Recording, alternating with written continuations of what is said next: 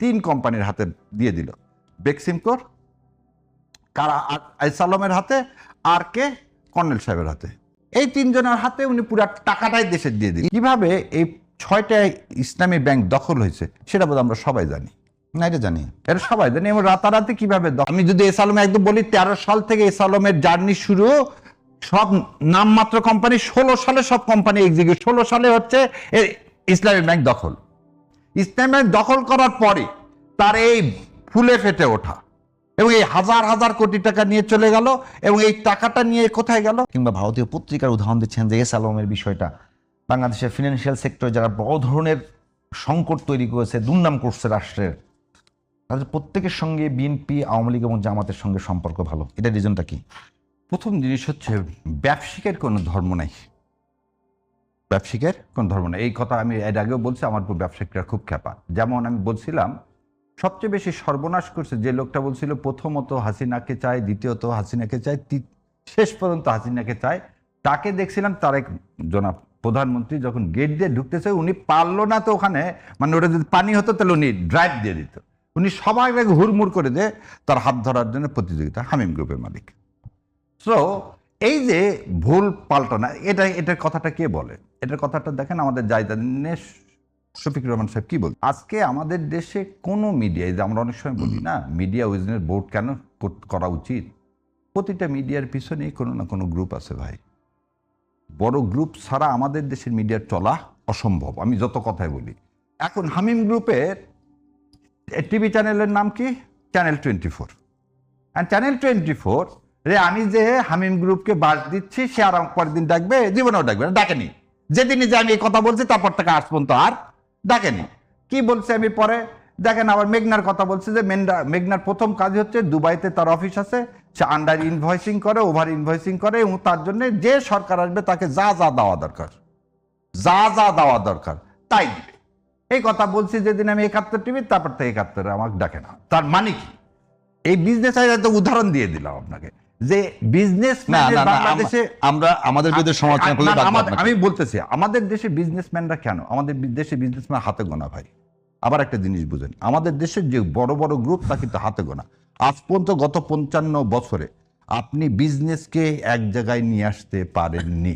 কিসে নিয়ে আসতে পারেননি? অ্যাকাউন্টেবিলিটিতে নিয়ে আসতে পারেননি। আপনার এখানে গ্রুপ কয়টা? হাতে গুনে বলে দিতে পারবেন। 20 কোটি লোকের 20 কোটি লোকে 20টা বড় গ্রুপ নেই। আপনি যা যা আছে সব গার্মেন্টসের গ্রুপ, 5টা গার্মেন্টস মিলে বলে গ্রুপ। আর গ্রুপ অফ বিজনেস মানে ডিফারেন্ট টাইপ অফ বিজনেস থাকতে হবে। আপনি আমাকে দেখেন সিটি, মেঘনা, এই 2টা গ্রুপ বাংলাদেশের তেল, চিনি সব কিছুর 90% যোগান দেয়। আপনার সরকারের কি প্রতিষ্ঠান আছে? সরকারের কি আছে? সরকারের টিসিবি আছে। বললাম সে টিসিবি সহ সয়াবিন তেল কেনে এদের কাছ থেকে। সেই জন্য আমি বললাম যে কেন রাষ্ট্রীয় পৃষ্ঠপোষকতায় এসালম এটা ছিল না, এসালম এই জায়গায় ছিল না। হাসিনা ভাবলো যে এমন ভাবে নিয়ে যাবো, এবং হাসিনা এই কথা বলে ফেলছে, আমি চলে গেলে 3 দিনে এরা কেউ দেশ চালাতে পারবে না। সেজন্য সে ভাবছে যে সব টাকা নিয়ে যে তাই 3 কোম্পানির হাতে দিয়ে দিল। বেক্সিমকোর, কারা আইসালমের হাতে, আর কে কর্নেল সাহেবের হাতে। কারণ গোপালগঞ্জের উনি হচ্ছে ওনার কাছের লোক, সামিট গ্রুপ। এই 3 জনের হাতে উনি পুরো টাকাটাই দেশে দিয়ে দিলেন। এস আলমকে কেন পছন্দ করলো সে? এস আলমকে কেন পছন্দ করলো? এইখানে একটা জিনিস আছে। এস আলমকে ওনার কাছে নিয়ে গেল কিন্তু ভূমিমন্ত্রী, আর ভূমিমন্ত্রীর কাছে তার একটা বিরাট দায়, ভূমিমন্ত্রী বাবার কারণে, আক্তারের কারণে। সেদিন মহিউদ্দিনকে সাইড করে দিল। আক্তারকে যদি ওখানে রাখতে হয় তাহলে মানে সাইফুদ্দিনের বাবা নাম হচ্ছে আক্তারুল আলম, সো আক্তারজন বাবু, সরি। সো আক্তারজন বাবুর ছেলেকে যখন এইখানে নিয়ে আসলো, তখন সে এস আলমকে একটা জিনিস দিল, যে এস আলম বললো যে আমি এটা পারি। এবং এখানে একটা জিনিস বলে দিই, কিভাবে এই 6টা ইসলামী ব্যাংক দখল হয়েছে সেটা বোধ আমরা সবাই জানি না, এটা জানি, এটা সবাই জানি। এবং রাতারাতি কিভাবে দখল হয়েছে। এবং একটা জিনিস আমাকে বলেন, গত 18 মাস কিন্তু একটা অভিযোগও তো আছে যে এস আলম ইসলামী ব্যাংক থেকে শুরু করে ইতিপূর্বে জামাত ইসলামের আদর্শিকভাবে যেগুলো প্রতিষ্ঠান ছিল সবগুলোর সঙ্গে ইসলামের সম্পৃক্ততা ছিল। তো এখন একটা আপনি আমাকে বলেন 2009 সালের আগে এস আলমের কি ব্যবসা ছিল? এস আলমের সুগার মিল 18 সালে তৈরি, এস আলম এডিবল ফ্যাক্টরি 19 সালে তৈরি, এস আলমের, আমি যদি এস আলম একদম বলি 13 সাল থেকে এস আলমের জার্নি শুরু, সব নামমাত্র কোম্পানি, 16 সালে সব কোম্পানি এক্সিকিউট, 16 সালে হচ্ছে ইসলামী ব্যাংক দখল।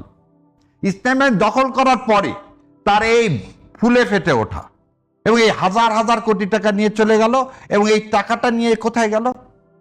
আপনি একটা জিনিস দেখেন, দেশে কিন্তু থাকলো না। সবচেয়ে তাজ্জব বিষয়, আপনি জানেন যে এই বলে দিচ্ছি দেশের সামনে, এস আলমের সুগার রিফাইনারিতে কোনো সুগার রিফাইন হতো না, সে র সুগার নিয়ে এসে খোলা বাজার বিক্রি করে দিত।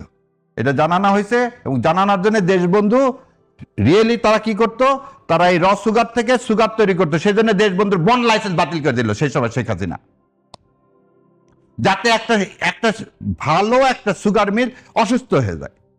এগুলো দুঃখের কথা। কেন বললাম যে এগুলো কোনো জায়গাতে ইউনূস সাহেব হাত দেয়নি। ইউনূস সাহেব তার গ্রামীণকে বাঁচানোর জন্য 18 মাস কোনোভাবে কাটায় দিয়ে চলে গেল।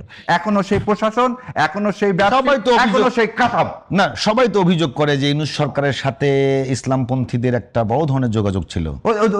ওই ছিল কিরকম সেটা তো প্রকাশ পেয়ে গেছে। শোনেন, আমি একটা কথা বলি, আমাকে একদিন বলতেছে দেখ সব ভিসি তো জামাত ইসলামের। আমি বললাম ভিসি দেখি আপনি ইলেকশন করবেন নাকি? ইউনিভার্সিটি ভিসি দিয়ে কি ইলেকশন করবে? উপদেষ্টাদের মধ্যে জামাতপন্থী লোক ছিল না? একটা যদি থেকে থাকে তাহলে শোনেন, সবসময় নাম আসছে কার? ফাজুল করিমের নাম আসে। ফাজুল করিম সাহেবের নাম আসছে না, বলে দিচ্ছি, ফাজুল, রেজওয়ানা আর হচ্ছে শুভ্র, জামাতপন্থী। এটাই তো নাম আমি সবসময় শুনে আসছি। সে রেজওয়ানাই বললো যে ক্ষমতায় যেতে দেওয়া হয়নি। ফাইজুল কবির তো কোনোদিন কোনো যাকেই নি তাকে কোনো, ওই যে উনি আবার বলছে কিন্তু কিচেন একটা ক্যাবিনেট ছিল। আপনি আবার খেয়াল করে দেখেন, ক্যাবিনেটের মধ্যে আর কি ছিল? Kitchen cabinet. তো কিচেন ক্যাবিনেটের সদস্য কোন জামাত ইসলামের লোকটা আমাকে দেখান তো, আপনি আমাকে বলেন। বরং কি হলো, আপনি তো ফেব্রুয়ারি মাসে 2025 সালে বিক্রি ওনাদের মন্ত্রী বললো ট্রফি দিয়ে আসছেন, এটা তো ওনাদের মন্ত্রীরই কথা। বিএনপি মন্ত্রী সংসদের দ্বারা বলতেছে ইউনূস সাহেব ট্রফি দিয়ে আসছেন মাননীয় প্রধানমন্ত্রীকে ফেব্রুয়ারি মাস 2025 সালে। ইলেকশন হবে বলছে, এটা গ্যারান্টি নেই। 5 আগস্টের যে আন্দোলনের জন্য। আর যদি 5 আগস্টের আন্দোলন তাহলে আবার এবার ফিরা দিই। স্পিকার সাহেব কি বলছে যে গণভোটে খালি রাজি হলাম, খালি ইলেকশনটা দিই, বলছে না বলেনি? এই স্পিকার সাহেবই বলছে, হাফিজ সাহেব। সেদিন যদি আমরা এটা রাজি না হতাম তাহলে ভোট দিত না। তার মানে হচ্ছে they did not own this. কেন করে না? কারণ যাকে ওই যে দস্তখত দিয়ে আসছেন, যেটা করলে তো আর এই দেশে ইন্ডিয়ার আধিপত্যবাদ চলবে। কোন কথা? আওয়ামী লীগ সব জায়গায় ঢোল বাজাচ্ছে এই বলে যে এটা হলো ভাগ বাটোয়ারার নির্বাচন, যেখানে আপনি বলতেছেন জামাত আমি ফেল করছে, শাহরিয়ার ভাই বলতেছে যে মাননীয় প্রধানমন্ত্রী ফেল করছে। আপনারা সমঝোতা করে মোটামুটি যাকে যাকে পাশ করানো দরকার ডক্টর ইউনূসের সঙ্গে টেবিলে বসে পাশ করিয়েছেন। আপনার কথা কিন্তু এটা প্রমাণিত হয়? আমার কথা এটা প্রমাণিত হয় না। বলেন তাহলে। ওকে, শুধুমাত্র জামাত আমি ফেল করছে না, আমি সেটাও বলতেছি না। যদি আমি বলতেছি ওনার কথা যদি সত্য হয় সেটা ক্ষেত্রে প্রসঙ্গে বলতেছি, উনি এটাকে কোশ্চেনেবল করতেছে, আমি সেই প্রসঙ্গে ওনাকে একটা কাউন্টার পয়েন্ট দিলাম। শুনেন, এখন ঘটনা হচ্ছে ধরেন উনি রিজওয়ান হাসানের বন্যার কথা বলছে না, এটা কথাটা একদম বক্তব্য। সরি, সৈয়দ রেজওয়ান হাসান, দুঃখিত নামটা ভুল হলো। যাই হোক, নামটা ভুল হলো, দুঃখিত। যাই হোক, এই নামটা কথাটা একটা ফেব্রিকেটেড করে ওনারা এটাকে বাজারে ছাড়ছে। উনি একটা কথা বলছে, কারণ একটা গোষ্ঠী ডিবি স্টেট মিলে একটা গোষ্ঠী চেয়েছিল যে বাংলাদেশে ইলেকশন না হোক। বাংলাদেশে ইলেকশন যদি না হতে পারে তাহলে একটা এক্সট্রিম রাইটিস্ট এখানে উত্থান হয়। সেই উত্থানের পার্ট হয়তো বা আমাদের মতো শাহরিয়ার কবির ভাইরা বা ওনারা এটাকে চায়। এই কারণে ওনারা এই কথাটাকে কোটেডটাকে মিসকোটেড করে ওনারা এটাকে বাজারে ছেড়েছে। দেখুন, এখানে আরো অনেকগুলো কথা বলেছে, উনি এসালামের কথা আনলো না।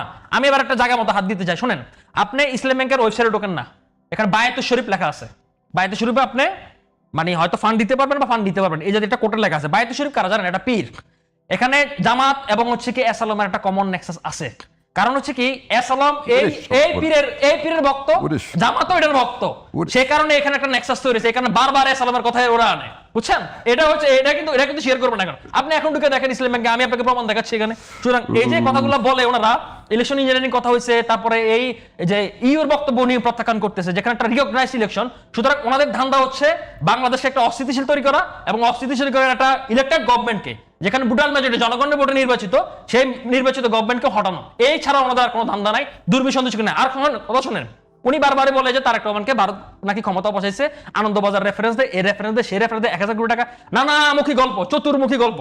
শাহরিয়ার ভাই খুব ভালো ব্যারিস্টার, খুব ভালো কথা বলে, 10% হচ্ছে সত্য কথা, 80% হচ্ছে প্রপাগান্ডা, আর 10% হচ্ছে আবেগ মিশ্রিত কথাবার্তা। এমন সুন্দর করে এটাকে কোটেড করে বলবে, মানে আপনার কবি সাহিত্যিক ফেলে দেখান যে এই কথাটা এখন ভুল। কবি সাহিত্যিক ফেল। প্রমাণ আপনি প্রমাণ দেখান। দেখান না, প্রমাণ দেখান, তাহলে ভারত কি হেল্প করতে বলেন? 2008 সালে আবার 2008 সালের ইলেকশন কি, এই যে ইউ রিপোর্ট দিছে খুবই ফেয়ার হয়েছে। 2008 সালে ইলেকশন ফেয়ার হয়েছে, আপনি মানেন? আপনি তো একটু আগে বললেন যে আপনি তো আবেগ দিয়ে নেন, আপনার ইউ দিছে। আপনি ইউ দিছে, U election observation mission in 2008 বলছে খুবই ফ্রি ফেয়ার ইলেকশন হয়েছে। আপনি তাহলে ফ্রি ফায়ার ইলেকশনে 30টা সিট পাইছেন, স্বীকার করেন?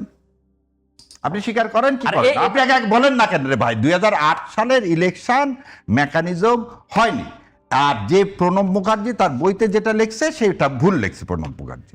আচ্ছা, ওই ওনার টাইম শেষ করুক। আচ্ছা, এই মানে এই যে ইউ যে এটা আসলো এবার নির্বাচন পরিচালনা কমিটির ক্ষেত্রে, যে তারা যে পর্যবেক্ষণটা করলো, সেই পর্যবেক্ষণ তো শুরু থেকেই ইউ একটা খুব রিকগনাইজেবল আছে। এখন দেখুন, বাংলাদেশের ইলেকশন না কেন, আপনি যদি ভারতের ইলেকশন বলেন, আপনাদের ইউএস এর ইলেকশন বলেন, কোনোটাই 100% ফেয়ার হয় না, কোনোদিন হয় না, 100% ক্রেডিবল করা সম্ভব না। কিন্তু মোটা দাগে এই ইলেকশনটা বাংলাদেশের মানুষ স্বতঃস্ফূর্তভাবে অংশগ্রহণ করেছে, স্বতঃস্ফূর্তভাবে ভোট দিয়েছে। কিছু কিছু জায়গায় কারচুপির অভিযোগ আছে, কিছু কিছু সত্য। এবং আমি আপনাকে বলি, উনি যে চ্যালেঞ্জ করতেছে, তাতে আমিও আপনাকে পাল্টা চ্যালেঞ্জ করলাম, আপনি এটা করে দেখান না কেন। এই কথার প্রসঙ্গে আমি কথাটা বলেছিলাম, কিন্তু ঘটনা হচ্ছে কি, ধরেন আপনারা এই ইলেকশনটাকে কেন রিকগনাইজ করতেছেন না? এখন উনি বলতেছে যে, উনি কিন্তু বলছে, আপনি যখন ওনাকে উদাহরণ দিলেন যে আপনি নর্দমার মধ্যে বসে আপনি সুগন্ধ খুঁজছেন কিনা, ওনারা কিন্তু বলতেছে যে আমরা এর বিনিময়ে শুধুমাত্র জুলাই সনদকে পাস করার জন্য, ওনাদের টার্গেট ছিল ক্ষমতা না, কিন্তু জুলাই সনদকে পাস করানোর জন্য, তাই তো? ওনার কথা তো সেটা প্রমাণিত হয়। তার মানে দেখুন, জুলাই সনদ তো স্বাক্ষরিত জুলাই সনদের পাস করানোর ব্যাপারে তো কার কোনো আপত্তি নেই, এটা তো আপত্তি হবেই। এবং আজকে জুলাই সনদের ব্যাপারে স্বাক্ষরিত জুলাই সনদ বাস্তবায়ন হবে, বা এটা যে মানে বাংলাদেশে অ্যাপ্লাই হবে, সেটা ব্যাপারে তো কারো আপত্তি নেই, আপত্তি আছে নাকি? কবে ভাই, কবে হবে? 30 দিনের মধ্যে। তাহলে কনস্টিটিউশন বলতেছেন কনস্টিটিউশনের মধ্যে 30 দিনের মধ্যে করতে হবে, করলেন না কেন? 180 দিন বলছেন, 30 দিন না না না না, গণভোট যতগুলো অধ্যাদেশ সেটা তো করতে হবে 30 দিনের মধ্যে। আপনি তো কনস্টিটিউশন বলতেছেন, কনস্টিটিউশনের কথা কি আপনি আমাকে বলেন যে কনস্টিটিউশনে কি আছে?